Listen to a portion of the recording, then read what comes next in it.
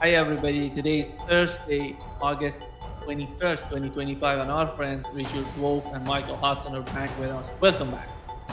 Glad to be here. Michael, I wanted to start with you. You believe that the outcome of those two meetings between the United States and Russia, then Europeans coming to the United States together with Zelensky, the outcome somehow shows that Trump is pushing NATO into new proxy wars after Ukraine collapsed. What's your logic? What's your understanding of that? Well, part of the logic is the fact that everybody seemed so harmonious when the meetings in Washington ended.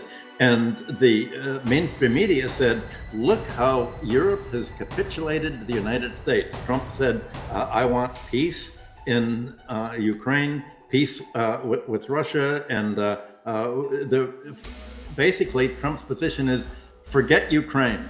The war in Ukraine is over. We know what's going to happen. Russia is going to take over. There's nothing that Zelensky and nothing that Russia, the European countries can do by giving arms that is going to prevent Russia's victory. So let's forget that. Of course, we will support Zelensky in trying to have his troops that he's called up, apparently the Azov battalion themselves, to actually go to the front and fight and be decimated. Let him fight and bother Russia and Ukraine as much as possible. But let's talk about what we really want. We really still hate Russia. I hate Russia as much as you do, Trump said. But we're not going to beat Russia in Ukraine. So let's talk about where we can beat Russia. Well, we can begin to trouble, we've already shown, we can trouble it in the Baltic. We can sabotage its tankers. We can block Russia's Baltic tanker trade. We can bother Russia in Azerbaijan and Armenia. We can build that road to not only threaten Russia, as Azerbaijan is already pretty much broken with Russia, but we can threaten Iran also, the whole Russian-Iranian mutual support. We can threaten Russia in Syria by backing Netanyahu's takeover of and alliance with the Al-Qaeda, al-Nusra, Wahhabi terrorists there, to prepare to attack Russia and Iran, Russia from the south, so we can beat Russia in Syria. We can look all over the world where we can destabilize not only Russia, but also the BRICS. And that's where we have a chance to really build up and open new fronts against Russia, make it fight on a number of fronts. And I think the Europeans said, oh, are we relieved? We thought you wanted peace. And I think Trump said, look, forget it. The reason that I'm making such a big stink about wanting the Peace Prize and calling the former head of NATO, who's now Norway's finance minister, and saying, do you think I can get the Peace Prize? He wants to make it appear as if he's a man of peace, when actually he's worked with the deep state to plan a whole war, not only against Russia and Iran, but against the BRICS as well. There's talk now of his planning an attack on Venezuela, sending in the special forces, kidnap or kill Maduro. He said, well, just in case there's a chance of winning the Peace Prize, what do you have to do to win it? You have to be like Kissinger. Kissinger sent in attackers to murder Allende and put in the fascist Pinochet government. Well, Trump's going to send in attackers to kidnap or murder Maduro and put in a U.S. proxy right-wing government and spread that throughout Latin America. You're already having the Bolivia elections moving to the right. I think Trump has planned to follow the neocons in the CIA and the National Security Agency and the military right down the line, but he wants to sort of prevent the rest of the world from realizing we've really got to organize, and this is really going to be a war. He's trying to deaden their realization as to what he's really trying to do. And everything that he's done is the opposite of anyone who wants peace. It's trying to prepare as strong a case for what he looks at as the final battle. And by the final battle, I think he's bought the neocon argument that, well, we are losing the empire. We are losing our influence. And given that, if our influence is going to wane, then the sooner we go to war, the less costly it will be, because the longer we wait to go to war, the longer we have peace, the more China, Russia, Iran, the BRICS, the global majority is going to gain power. So what Trump was able to convince the Europeans of was, okay, we're going to give up Ukraine. Of course, we're going to try to stabilize our control. We're going to insist in, well, we have to support Ukraine's security. Well, what does security mean for the United States? It means the ability to totally control a puppet government. If you don't control a puppet government, you feel insecure. If you don't have the power to destroy it, you feel insecure, just like Netanyahu feels insecure if he can't exterminate the Palestinians. To America, to America and Zelensky, Russian-speaking Ukraine is Ukraine's Gaza. That it's exactly the same feeling of hatred that he's tried to spur there. And you could say that he has this same antagonistic, it's almost a religious fight of supporting American values and autocracy, the ability to control the rest of the world. This is the last time there's any chance of doing it. And if we don't fight now, we're certainly going to lose a fight if we fight labor. So that's I think that Russia immediately understood this 2 days ago when it said it bombed Odessa's oil export, oil refineries and export facilities. These were the export facilities owned by Azerbaijan to export Azerbaijani oil to the rest of the world. It was a big, and I think this accounted for maybe 25% of Azerbaijan's foreign trade. So Russia immediately saw this, and the fact that it is now focusing on fighting against Azerbaijan, I don't know what it's going to do in Syria. I think that the Russians and the Americans understand what's happening. I don't see any discussion in the media, and even some of your guests are optimistic that maybe Putin really does want to go down in history as the Prince of Peace instead of the war devil. Richard, coming to you, here is what Scott Bessent said about the case of Ukraine. Trump is very vigilant. Right now, we are selling arms to the Europeans, who are then selling them on to the Ukrainians, and President Trump's taking a 10% markup on the arms. So maybe that 10% will cover the cost of the air cover. Yeah. I was wondering, what is your take on the two meetings that we had, Russia, then in the United States, Europeans coming? It's somehow amazing. I don't know if you saw the pictures, Scott, the pictures that we had from Washington. Here is, you see Donald Trump comparing to, I don't know if you remember, Richard, those pictures from 2016, 17, and Donald Trump was sitting at a table and everybody was above him and trying to, somehow attacking or talking to him. And but this picture is totally different. It shows how European leaders are somehow, they're so desperate in their sort of manner toward the US president. What's going on? What's your take on what has happened, Richard? Well, it's interesting. I come at it a little bit differently from Michael. But I suspect that if we have the time, we can figure out how the two points of view might in fact be consistent with each other. So let me respond. I begin with Scott Bessent, and all I can say is I'm sure his mother is very taken with him, but for the rest of us, not so much. I mean, that is embarrassing. Almost every time he speaks, it is embarrassing. I have no idea half the time where he's coming from. His fealty to Mr. Trump ranges from disgusting to pathetic, but beyond that, I wouldn't know what to say.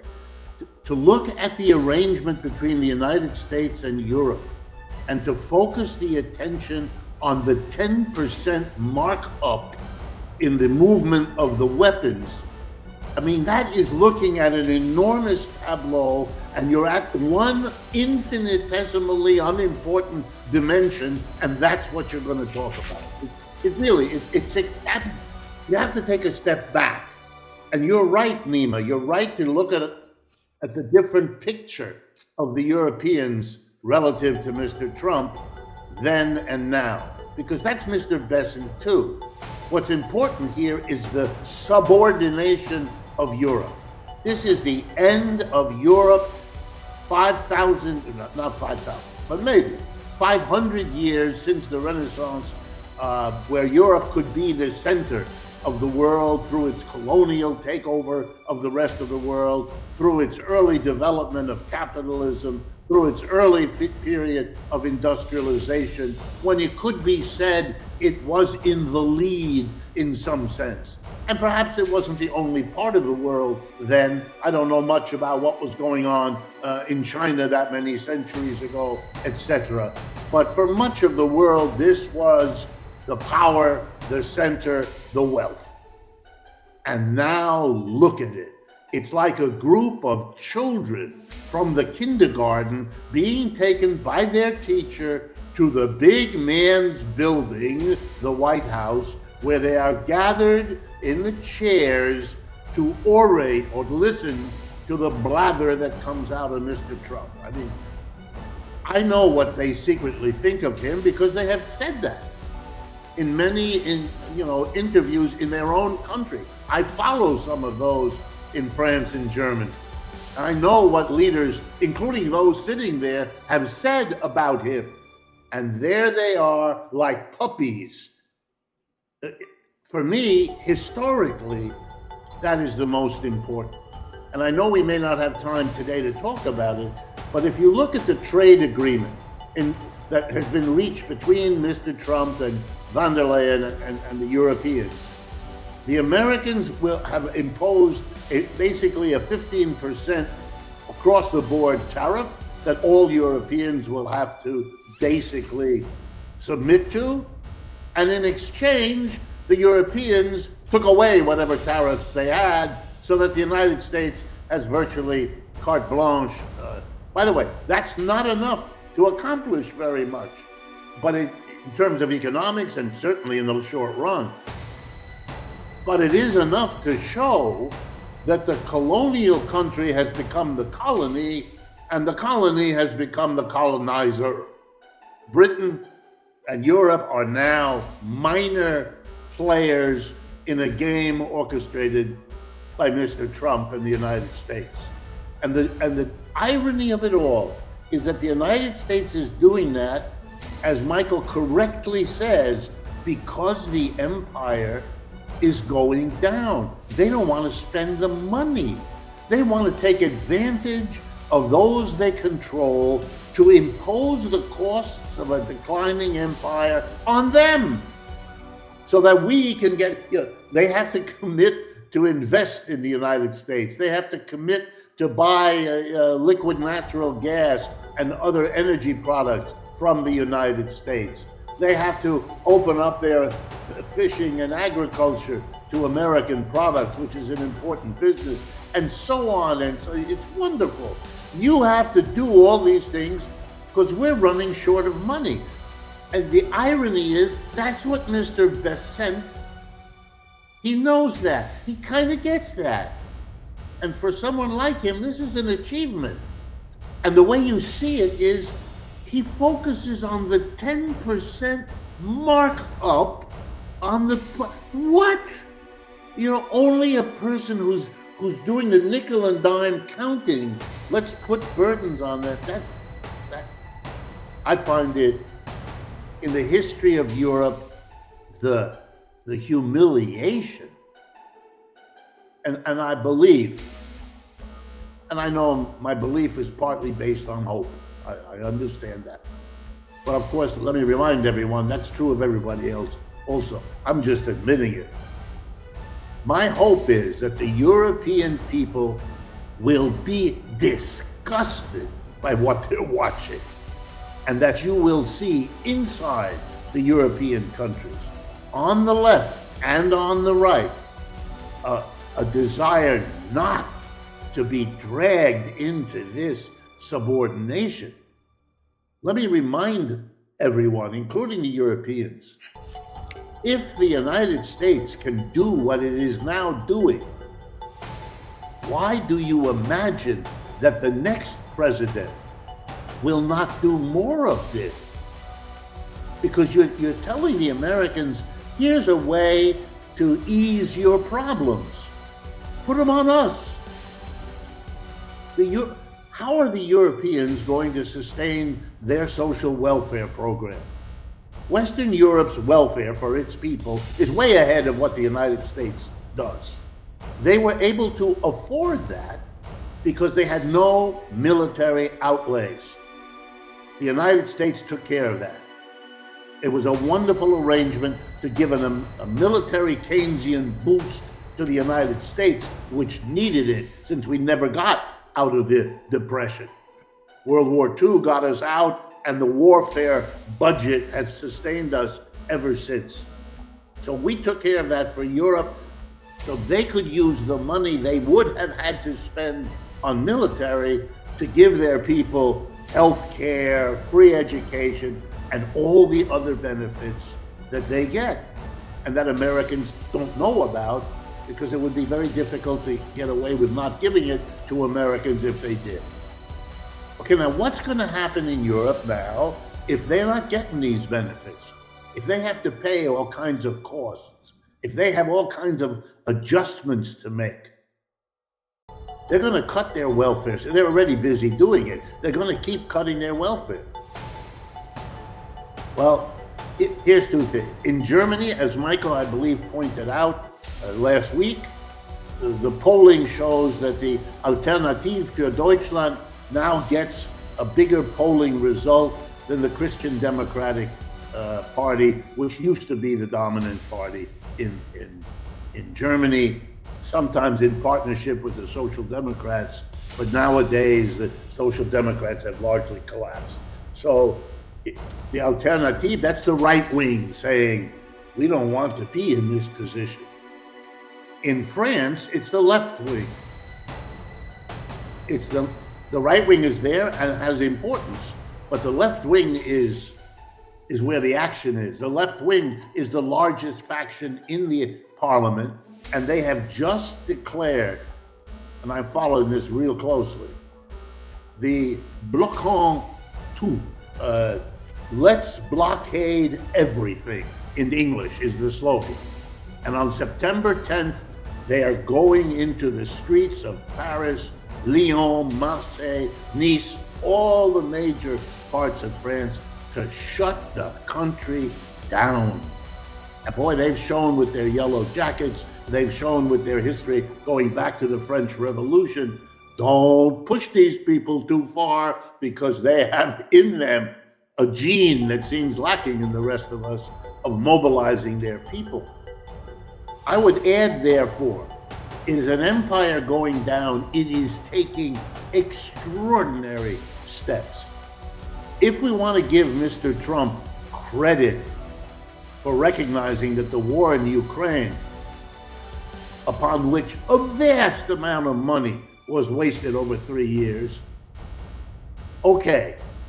But meanwhile, what the other things they're doing, whether they're neocons or not, these are minor.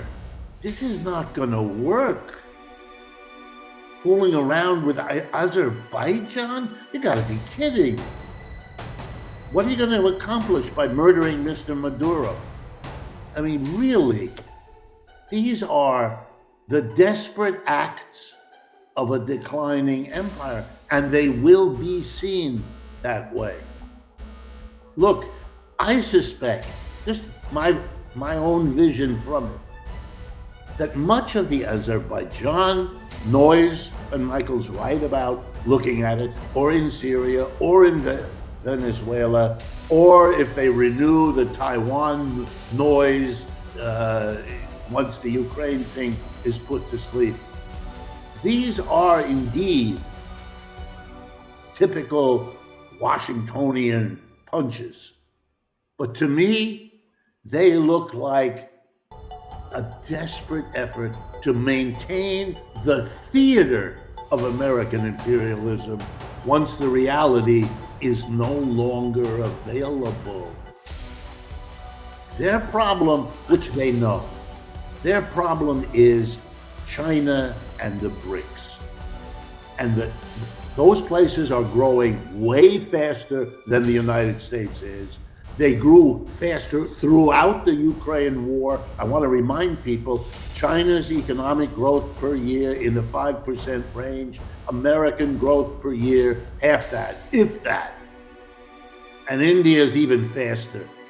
Russia grew faster during the war than it had been growing before, grew faster than any European country, including the United States. You're losing left, right, and center. And much of these efforts, indeed, I would argue the Ukraine war itself, is a demonstration they can't do it. And I think that's a crisis for Europe that we're not appreciating.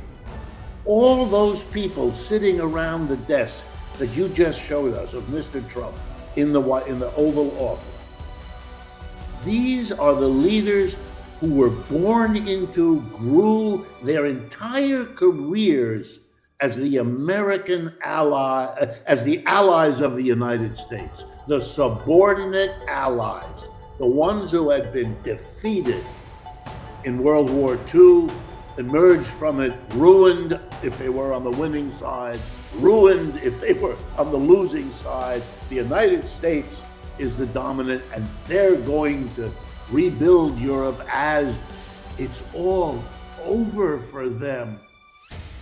They are desperate people, desperate in terms of their own careers, desperate in terms of their own worldview. They picked the wrong horse, and it's too late to get off. So they're going to ride him as long as he's still standing. They will continue the war in Ukraine forever if they have to. Look at them. That's how they talk. They see no defeat. They see Russia keeps moving X kilometers to the west. They don't see it. It is an extraordinary display of weakness. Yeah. And the theater around it shouldn't obscure that. Yeah. Go ahead, Michael. Richard, we always end up in agreement. I think that the European response has gone beyond disgust. They are now afraid. There is a wonderful editorial in today's Financial Times, an op-ed by Professor Schock, saying that the new arena, the most important arena between the United States and Europe is, and really the rest of the world, has to do with artificial intelligence. She says that America's policy, especially under Trump, has been to weaponize any form of trade into a form of threatening to make your trading partner dependent on you. And in the past, America has been doing precisely this with oil and with grain exports, willing to turn off the taps and turn off the food and to start isolate, to put sanctions on and isolate other nations and starve them out or cut off their energy if they don't obey. Schock says that the new weaponization of American foreign trade specifically against Europe, because that's what she's writing for the Financial Times, is artificial intelligence.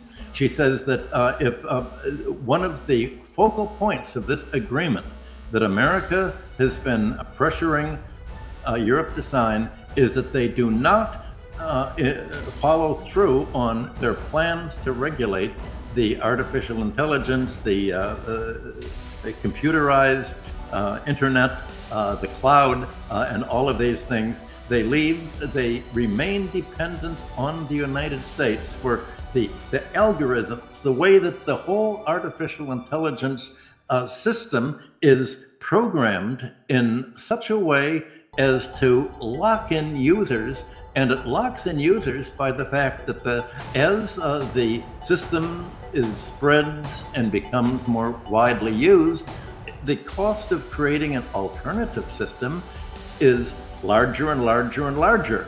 And that if Europe does not prevent the American domination of AI now and try to assert its own ability in AI, in chip making, and all of these things, and basically in the way in which the artificial intelligence system is structured, the logic system of it. I'm not a computer specialist, so I can't get into the details, but she gets into the details and says that essentially the US can impose a garbage in, garbage out system on the rest of the world. She doesn't call it that. She calls it just building in the algorithm in a way that reflects American values and policy. And in the process, she says, Trump is turning America into an autocracy, not a democracy. And its mode of control of Europe is in the new growth industry, replacing oil, replacing food. Now that other countries have alternative sources of oil and are producing their own food, the one thing that is up for grabs is artificial intelligence. And I think it's the Magic 7 AI stocks that have been accounting for 80% of the value of the increase in stock exchange prices in the United States. This economic arena is very important. Also, you make the important point is, where's the opposition in Europe? Well, let's imagine going back to Monday's meeting. If Trump really would have wanted to show up Europe, imagine if he would have said, well, I know that many of you leaders now are carryovers from past elections, but you got to realize in the next election, we're going to have the Alternative for Deutschland replace Merz. We're going to have the French left replace Macron. And in England, one would expect Starmer in the collapsing Labour Party will be replaced by Corbyn on the left, or an alliance between Corbyn and the Nationalist Party, the Brexit leader over there. He would have had them and say, let's all get in the same room and see what they have. And you'd have these other groups all saying, well, we're against the war with Russia, we're against the war in Ukraine. But Trump didn't do that.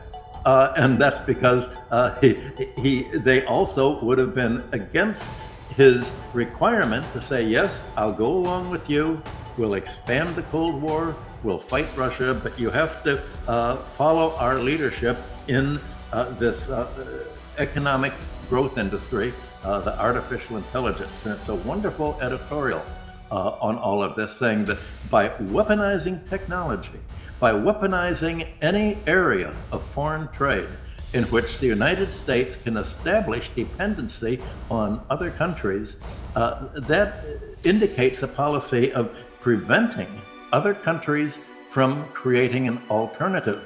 And that's what America's definition of security is. Security is preventing other countries from having an alternative. Then they can feel secure.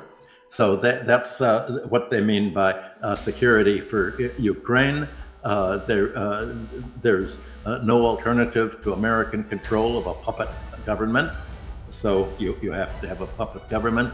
But that military idea of security is exactly the same economically. You can't have any independent technology capable of becoming a rival. Well, what doesn't this include? This works for, may or may not work for Europe, but it certainly isn't going to work for China, which is already forging ahead in artificial intelligence and computerization and chip making and the whole sphere of technological breakthroughs, including rare earth magnets and all of the high technology, including hypersonic missile development. America's behind in all of this. And its question is, what part of the world do we have the power to prevent that part of the world from having an alternative? It's trying to lock in Europe, and after Europe, Europe today, tomorrow, BRICS, and that means the world. So all of this, I think, America's told Europe, don't worry, we'll do it together, but together under American hegemony, and the together will be turned against somehow trying to establish a critical mass of artificial intelligence, the way of programming that is will try to pry away other countries, global South countries, other BRICS countries from China and having their own independent AI system that presumably Europe ultimately would have to adopt. And if that works, if China and its neighboring Asian countries can create their own artificial intelligence system and prevent backdoors from being imposed, then the United States will end up completely isolated. And isolated means without its export markets to create its a balance of payments, its trade balance by in technology services. And you can already see this in the fight over Intel and the fight over to prevent I'm blocking out the American chip company from exporting more, NVIDIA, from exporting more to China. America says you can export all you want. We want a backdoor, location controller. So at a certain flick of the switch, we can disable every NVIDIA switch in China, paralyze their machines, and turn off all of their computers if they use your chips. So China has just moved to block NVIDIA's export of chips until it can secure itself to make sure that there's no backdoor. But how do you do this? It takes so long to go through the millions of commands that are built into the chip, that how do you know they haven't put in this geolocator and the on-off switch that can enable them to paralyze China, very much like Germany sabotaged the refiners in the Iranian refiners, centrifuges, and blew them all up by putting in a secret control there. That's what America wants to do with AI for the rest of the world, and it's become so apparent that it's insisted on this. It's insisted on doing this for Britain and for continental Europe as well. This is the most immediate arena of the parallel fight to the military rivalry and fight that's going on. Yeah, you could see that already earlier. Remember arresting the daughter of the Chinese gentleman, CEO of Huawei Corporation, when she was in Canada, and forcing the Canadians to arrest her, and all. I mean, hysterical anxiety about what you just said, that the Chinese had the capacity already then, and that's many years ago now, already then to do this kind of warfare. But at the risk of I don't want to beat the dead horse, I want to make it clear The scariest part of what Michael has outlined for us is the part that says that's the strategy of the United States, but then the really crucial part is that strategy is being frustrated by an equivalent opposite strategy in China and the BRICS. Okay, that means that the United States confronts a situation where it either has to act militarily now or risk losing this contest. And if it loses it, well, then the game is over. And the military won't solve your problem. But they might try it. And you know, the irony there is that then gives the American left its opening. Here's what happens. The American left becomes a movement. It's of course not there yet, to say the least. But it becomes a movement that says the best thing for the United States is not a confrontation with China, which costs us too much in the way of lost quality of life in this country, given the risk that we're going to lose, that China is just too much bigger. And with the BRICS, it's ridiculous how much bigger they are. And that bigness is in the end going to overwhelm us. Therefore, stop it now. Change the policy, work out a live and let live deal with China as the alternative to the confrontation. It's a little bit like saying, and if we go in that direction, we will be saying, you had a chance in April of the year 2022, when you sat down in, if I remember correctly, Istanbul, and you worked out most of a deal that would have ended the Ukraine war weeks after it began, you would have had a better deal for Ukraine, much better than what you're going to get now. You lost it. You're now embarking. This becomes the mantra. You're embarking on the same losing proposition in your struggle with China. Only it'll be longer and more costly and with greater risk than was involved. Learn from Ukraine. Don't do it again. Right now in the United States, that position would get an enormous number of people supporting it left, right, and center. That's why they're trying to make sure that elections can still be financed. I want to add one thing. What really gives Asia and China the advantage, a total winning advantage over the West in AI? It's open source. Everything China is doing in AI is open source. That makes it impossible to put backdoors in. It makes it impossible to sabotage chips. America cannot win in a fair competition. It can only win by sabotage, bribery, assassination, by playing dirty. But in a fair play with everything's open, sort of the equivalent of free trade, it cannot win. That's the dilemma that Trump and the neocons have in common. And I think you should look at Trump really as the neocon leader for all of this, because he's willing to do explicitly what other neocons never thought they could possibly get away with. And Trump is able to play the Christian card, saying God is telling him to do all of this, and he's found religion, and he talks about what he has to do to go to heaven.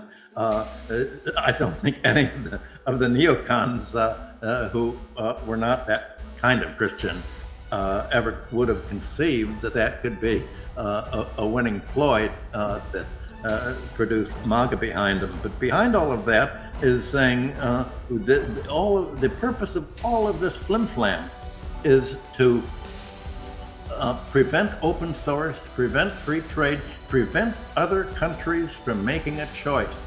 That's what national security is, preventing other countries from making a choice other than to subordinate themselves to the United States and to sacrifice their own growth to pay their foreign debts to the United States, to rely on the United States for its military support, for locking in their military arms system, their air force, their ships, to American airplanes, ships, and guns requiring replacement parts and continual fix-ups by the United States. Without replacement parts, it's as if the United States militarily has the ability to flip a switch and just turn off the ability for foreign supersonic airplanes, fighters, ships to operate, submarines.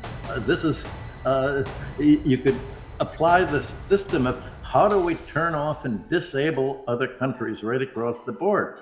So while the global majority thinks, how can we provide means of technology raising living standards for the rest of the world? America says, how can we sabotage this effect?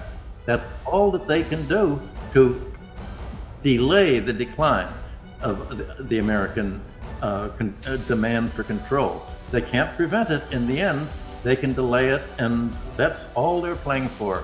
It's a short-run game, but it's the short-run game that is at the center of politics and financial markets. Richard, before coming to you, here is what Scott Bessent said in terms of what are the nature of the economic ties between Russia and China and India, how dependent they have become during the war in Ukraine. Trump is very vigilant. Right now, we are. History, though, Becky, and China importing it is suboptimal. But if you go back and look, pre-22, pre-invasion, 13% of China's oil was already coming from Russia. Now it's 16%. So China has a diversified input of their oil. If you go back and look now, I believe India had less than 1% of their oil, 1%, and now I believe it's up to 42%. So wow. India is just profiteering, or they are just profiteering. They are reselling. They made $16 billion in excess profits, some of the richest families in India. So yeah, they're reselling to whom? To Europeans who were. 2 days ago, Richard, there was a meeting between the foreign minister of China went to India talking with Modi, and Modi posted on his X account, he said that the situation between the ties between India and China is improving like never before. I think Donald Trump is doing everything to unify. He's just achieving something that nobody could have ever achieved in terms of what's going on in BRICS. Well, for me, what I see is the relentless march of the decline of the American empire. It is in the interest of India to get discounted oil, because the Russians give them a very good price. They're just doing business. The Russians can't sell the oil and gas in Europe. That was a European decision and an American decision. Close the market, bring Russia to its knees by depriving it of its export markets. The Russians turned to the Indians, with whom they had long trading relations and military relations anyway, and gave them a price they couldn't believe. And of course the Indians, what is it you want? India isn't in Europe. India is not interested in the fight between East and West over Ukraine. India is interested in developing its economy, which is the #1 demand upon the government by its people. And getting cheap energy from Russia is a way to do it. Otherwise, I remember listening to the very able foreign minister from India now, who's very, very good. looking at, incredulous at the newsmen, asking him, why is India buying oil from Russia? He said, you know the answer. Why did Germany buy oil from Russia? Why did Europe buy oil? I mean, what are you asking us? You want us to take sides in a war we had nothing to do with. While we are not required to take sides in a war we had nothing to do with. You don't take sides in your country in wars you have nothing to do with. So what is it? There are no answers to these questions. And there are no answers because what's going on, and I think that's why China and India are discovering, they have lots of interests in common. They always did, right? India was a colonial property. China never was, but was almost. And so they have a great deal in common. Britain has been a problem for both of them. They all know that, et cetera, et cetera, et cetera. And they all know that they would be better off if they were less dependent on the West and more dependent on others, like one another. I mean, of course they should expand exports and imports between them. They are the two biggest countries on this planet. They are desirable markets for each other. They ought to be developing their countries in a coordinated way because it will be a faster growth for both of them, rather than being oriented to the West, which intrudes its interests on their exchanges. So, and they, by the way, they know that. They talk about it. They're aware of it. Economists I know at the university in New Delhi, they have debates about this. By the way, they have radical economists in a way that American universities don't tolerate. So they actually can get a diversity of point of view. Americans celebrate it, but don't have it. They don't make such a big deal of it because they have it. And so they're able to build on diverse perspectives, many of which agree, left, right, and center, that of course their relationship to China has to develop. And the cheap energy from Russia makes that easier, makes it quicker, gives them a boost because they can now, because they've become an important manufacturing country. I mean, India is not where China is and won't be for a while, but it is becoming an important, so it needs energy. It's a developing country, it needs a lot of energy. Russia is in a position to provide. The idea that India, to satisfy Britain and the West, would sacrifice its own growth development is preposterous. That it should even occur to a journalist just shows you how lost those journalists are in their country of origin and the mentality of the colonial mind. It is, of course, Mr. Besant, he can't spell colony, so he won't bring that to bear in his thinking. He will look at numbers like, gee, India is making a lot of money. Notice him again. He was fascinated with the 10% markup on weapons. Now he's fascinated with the fact that discounted oil from Russia is making families in India rich. Of course it is. But again, that is the least important dimension. But for Mr. Besant, it's what he wants to talk about in the 30 seconds he has on national television. You're talking here about a true mental midget. I want to add the balance of payments dimension to this Indian-Russian trade. You pointed out that the families are getting rich because Russian oil is less expensive to India than foreign oil. But the most important feature of this is that the payments are denominated in their own currencies. Well, the result is that Russia's accumulated a very large volume of Indian currencies, and probably more than it needs, but it's still willing to do this to establish the principle of trading in their own currencies instead of in the dollars. Well, that spread throughout the whole world. You've had China, especially leading all of this, and the one result is that as a result of China's holding foreign currencies it receives in payment for its exports, its dollar holdings have fallen to the lowest level in 20 years, to about $750 billion. So it's lowering dollars. Now, just imagine what would happen if America really does attack Venezuela. That is a sign that this is the first step. Today, Venezuela, tomorrow, the BRICS. You can imagine the BRICS countries accelerating their flight out of the dollar. They said, well, how did America start this whole war with Venezuela? It confiscated Venezuela's hold investments in the United States, held by the government, by the oil company, in the oil distribution that it had here. And it told its puppet Britain, the Bank of England, to confiscate China's gold and give it to Mr. Guido, who America had designated as the president. Well, the rest of the BRICS, this is in the forefront of their memory. They say, okay, we know the buildup of the escalation procedure, and if they've already gone military in Venezuela, we can expect them to begin financially eating away us. You're going to have an acceleration away from the dollar.